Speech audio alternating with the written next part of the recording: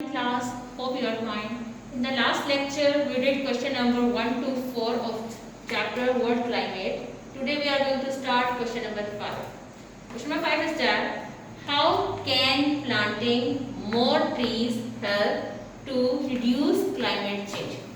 जी बेटा, हमने अपने प्रीवियस लेक्चर्स में क्लाइमेट चेंज के बारे में जो है ब्रीफली डिस्कस किया।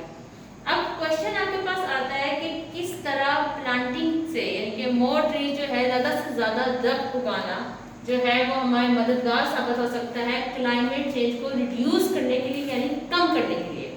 तो किस तरह हम दरख्त को ज़्यादा लगाएं कि हमारा जो क्लाइमेट है वो क्या हो जाए, रिड्यूस हो जाए, जो इसमें चेंजिंग है वो कम हो जाए।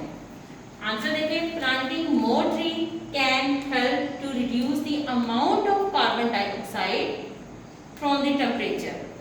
जी बेटा, आपको पता है कि जो है दरख्त का जो मेजर काम है वो यही है कि कार्बन डाइऑक्साइड को जो है वो अपने हमारे जो टेम्परेचर है उसमें से कम करता है और ऑक्सीजन को जो है टेम्परेचर कम करके ऑक्सीजन जो है वो देता है। तो प्लांटिंग का मतलब मकसद यही है कि ज़्यादा से ज़्यादा उगाएं कि कार्बन डाइऑक्साइड को टेम्परेचर में से क्या कर दिया जाए, रिड्यूस कर दिया जाए।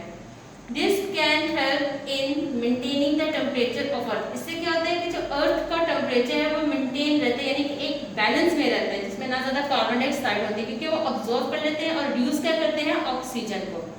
ठीक है, क्वेश्चन नंबर 6 की तरफ आ जाए। Question number 6, what are greenhouse gases? वो कहते हैं ग्रीन हाउस गैसेस क्या होती हैं। ठीक है जी बेटा, ग्रीन हाउस गैसेस के में मैंने आपके लिए एक नोट लिखा है, इसको ये सब आपके अंडरस्टैंडिंग के लिए है, मतलब आपने पेपर में इसको लिखने की आपको जरूरत नहीं है। ये ग्रीन हाउस गैसेस एक्चुअली में क्या होती हैं? Greenhouse gases are gases in earth atmosphere. बेटा, अर्थ आपके पास एक अर्थ है, ठीक है, उसके अर्थ की ये आपके पास जहाँ अर्थ की ये जो जहाँ पे ये शेप स्पेयर सी बनी हुई है उसके पास की सरफेस होती है, इससे ऊपर आपके पास एटमॉस्फेयर होता है। इसमें एटमॉस्फेयर में गैसेस होती है जैसे कि मीथेन हो जाएगी, ठीक है, और बहुत सी चारकोल हो जाता है, कोल होता है, ये सब जो है एटमॉस्फेयर में होती है। ये जो गैसेस हैं इसे कहते हैं ग्रीन हाउस गैसेस। और ये कहाँ आती हैं? ये हीट को ट्रैप करने में, अर्थ ट्रैप हीट को क्या करती है, ट्रैप करती है। हमने एक जाल सा बिछाया होता है कि जितनी सूरज की जो है हमें हीट चाहिए उतनी वो अर्थ में आती है, बाकी क्या हो जाती है, बाकी दोबारा जो है वो अर्थ से जो है रिफ्लेक्ट हो जाती है। ये थी आपके पास ग्रीन हाउस गैसेस। अब क्वेश्चन की तरफ आए।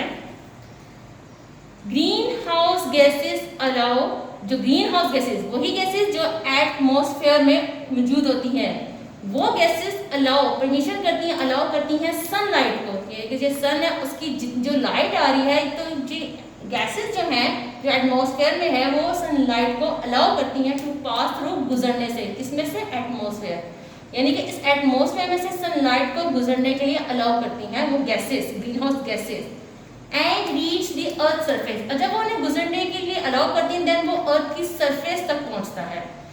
Some of the sunlight is captured as heat on earth. उसमें से कुछ सनलाइट जो है वो अर्थ सरफेस में जो है वो कैप्चर की जाती है, जितनी अर्थ को रिक्वायरमेंट होती है लाइफ को सर्वाइव करने के लिए उतनी वो कैप्चर करती है, ठीक है, and some goes back towards space. जितनी जरूरत होती है वो उतनी कैप्चर करती है, देन जो रिमेनिंग होती है जो है वो दोबारा जो है ट्रैप होकर स्पेस में चली जाती है। When these gases are kept in the right amount, they trap just enough heat to keep the earth warm for life to survive। वही बात होगी कि जितनी उनका राइट अमाउंट होती है सन की, मतलब सन की अगर सारी की सारी जो है इसकी लाइट है तो अर्थ में आ जाए तो हमारी अर्थ जो है वो गर्मी जो है वो हीट जो है वो बर्दाश्त नहीं कर सकेगी। तो इसमें क्या होता है कि एटमॉस्फेयर की वजह से जो इसमें ग्रीन हाउस गैसेज हैं वो आपकी हेल्प करती हैं कि जितनी भी अर्थ को में सर्वाइव करने के लिए, लाइफ को सर्वाइव करने के लिए जितनी भी सनलाइट की ज़रूरत होती है उतनी वो कैप्चर करती हैं, और जो रिमेनिंग लाइट होती है जो सन की वो क्या होती है, वो दोबारा इससे टकरा के ट्रैप हो जाती है, यानी कि मुड़ जाती है, रिफ्लेक्ट हो जाती है और वो किस में चली जाती है, स्पेस में। बिल्कुल उसी तरह जैसे आप लोगों ने अक्सर अपने पौधों के ऊपर एक ग्रीन हाउस ग्रीन शीट चढ़ाई जाती है कि ताकि सूरज की डायरेक्ट रोशनी जो है वो आपके पौधों में ना जा सके, जिससे पौधे मुरझाए। वो क्या होता है, एक एक्चुअली में एक बाउंड्री सी होती है, एक कवर होता है ताकि वो डायरेक्ट सूरज की रोशनी को बचाए, और जितनी सूरज की जो है वो लाइट पौधों के लिए ज़रूरी होती है उतनी ही वो रिक्वायरमेंट उस ग्रीन शीट की वजह से पौधों तक जाती है। Same as it is earth के ऊपर भी एक स्पेस होती है, उसके ऊपर एक शीट सी होती है जिससे उसे ऐसे ओजोन लेयर भी कहते हैं। सन जो है वो दोबारा जब उस पर अपनी लाइट जो है वो सन की लाइट जब उस अर्थ सरफेस की तरफ कैप्चर होती है, देन जितनी रिक्वायरमेंट है सर इसके लिए अर्थ में रहने वाली लाइफ के लिए उतनी वो कैप्चर करती है, और रिमेनिंग की हीट क्या कर देती है, उसको स्पेस में जो है रिफ्लेक्ट कर देती है। Question number 7, what is green house effect? बेटा पहले आपने ग्रीन हाउस क्या होता है वो पढ़ा था, अब इफेक्ट क्या होता है इसको हम पहले डायग्राम से समझ लेते हैं, फिर हम रीड की तरफ आते हैं। सेम एज इट इज कि जब सन की जो लाइट है वो अर्थ की सरफेस पे जाती है, तो जितनी हमें रिक्वायरमेंट होती है लाइट की हीट की उतना हम ऑब्जॉर्व कर लेते हैं, देन रिमेनिंग लाइट जो है वो जाती है जो है वो रिटर्न हो जाती है, रिफ्लेक्ट हो जाती है स्पेस में। सन का अर्थ की तरफ लाइट का आना और दोबारा ट्रैप हो जाना मीन रिफ्लेक्ट हो जाना, इसको कहते हैं ग्रीन हाउस इफेक्ट।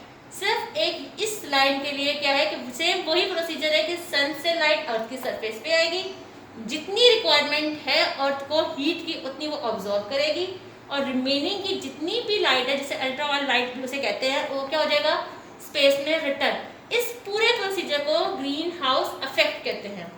अब क्वेश्चन की तरफ आए, some of the sunlight is captured as heat on earth, sun की कुछ लाइट जो है वो अर्थ में क्या होती है कैप्चर होती है, and some of goes back towards space, और कुछ दोबारा स्पेस की तरफ चली जाती है।